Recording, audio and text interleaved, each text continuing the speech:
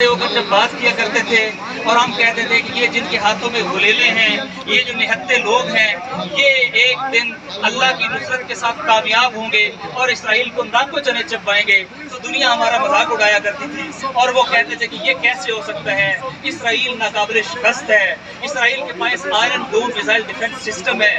وہ ہمیں کہا کرتے تھے کہ اسرائیل کا جو اسپائی نیٹ ورک اور انٹیلیجنس نیٹ ورک ہے یہ دنیا کے بہترین نیٹ ورکس میں سے ایک ہے۔ وہ ہمیں کہتے تھے کہ اسرائیل ناقابل تسخیر رہا ہے، یہ چند گھنٹوں کے اندر سارے عرب ملکوں کو شکست دینے کی پوزیشن میں ہے۔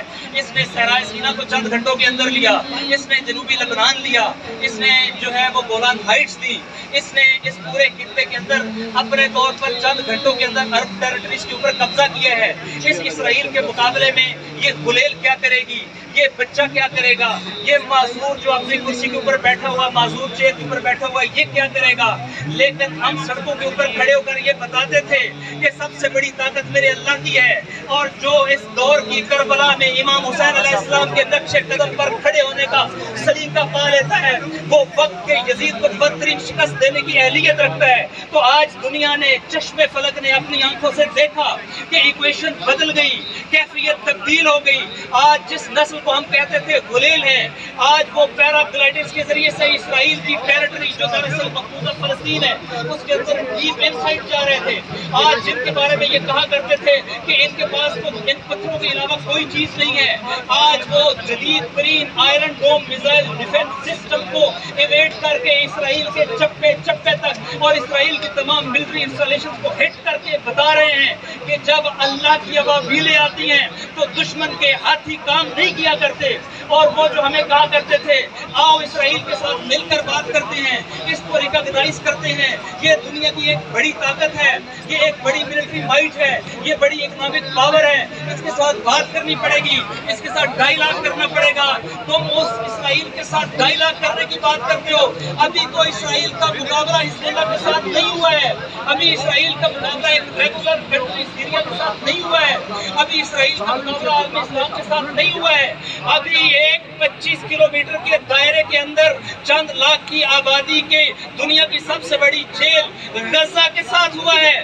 ابھی ان کے مقابلے میں تمہاری کیفیت یہ ہے کہ ابھی میں نے آنے سے پہلے دیکھا 600 سے زیادہ اسرائیلی فوجی ایک دن کے اندر لقمہ اجل بن گئے ہیں، اور آج پتا چلا ہے اللہ کے ساتھ اگر کوئی انسان متمسک ہو جائے تو اس کی طاقت ہوا کیا کرتی ہے، اور وہ کیسے بڑے بڑے جبر کے اور فرعونوں کے لشکروں کو مسمار کر دینے کی صلاحیت رکھتا ہے۔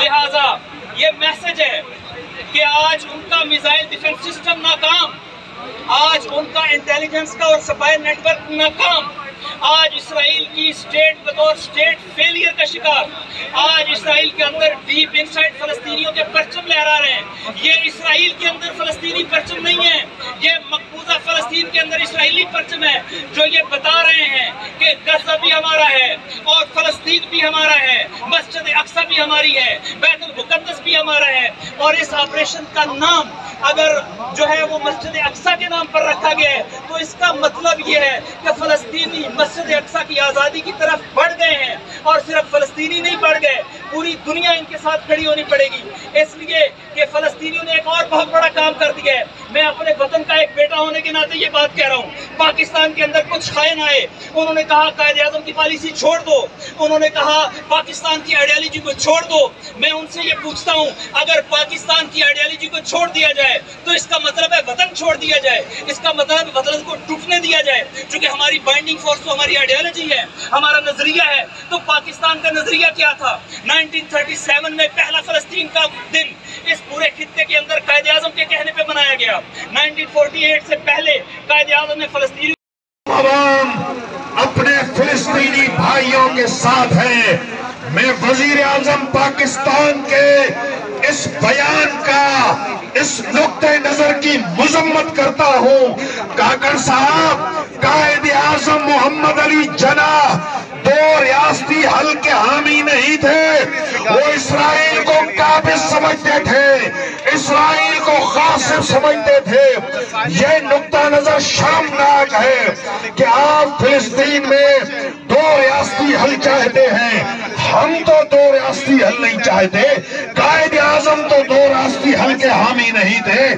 علامہ اقبال رحمت اللہ علیہ نے کبھی بھی غاصب اسرائیل کو تسلیم کرنے کی بات نہیں کی تھی۔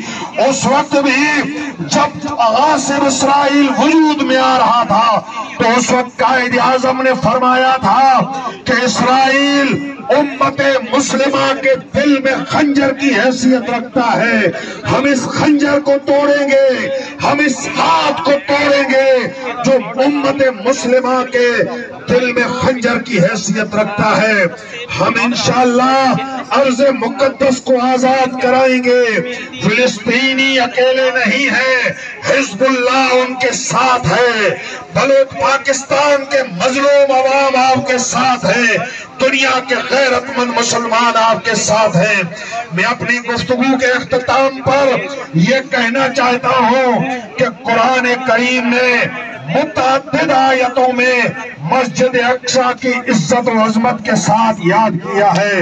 ارشاد خداوندی ہوا، پاک ہے وہ ذات جو لے گئی اپنے بندے کو راتوں رات مسجد الحرام سے مسجد اقصی تک، بیت المقدس جو مسجد اقصی ہے، الذی بارکنا حولہ، جس کے اطراف کو ہم نے برکتوں کا مرکز بنایا ہے۔ یہ بابرکت دھرتی ہے، یہ انبیاء کی دھرتی ہے، فلسطین کے وارث فلسطینی ہے۔ غاصب اسرائیلیوں کو بھاگنا پڑے گا۔ وہ جو بھگوڑے آئے ہیں فلسطین پہ قبضہ کرنے کے لیے، کوئی یورپی ملکوں سے، کوئی جرمنی سے، کوئی روس سے، دنیا کے مختلف ملکوں کے بھگوڑے جو قابض ہوئے ہیں سرزمین فلسطین پہ، ان کو واپس جانا پڑے گا اور فلسطین کی قسمت کا فیصلہ فلسطین کے عوام کریں گے، فلسطین کے مسلمان کریں گے، فلسطین میں بسنے والے غیر مسلم کریں گے۔ یہی ایک حل ہے۔ اور میں یہاں پر مجلس وحدت مسلمین پاکستان کی جانب سے اپنے فلسطینی بھائیوں سے یکجہتی کا اظہار کر رہا ہوں، اور آخر میں ایک نعرہ لگاؤں گا، آپ سب مل کر میرے اس نعرے کو جواب دیں گے۔ اسرائیل کی بربادی تک، اسرائیل کی بربادی تک، قدس کی آزادی تک، قدس کی آزادی تک۔ السلام علیکم ورحمۃ اللہ۔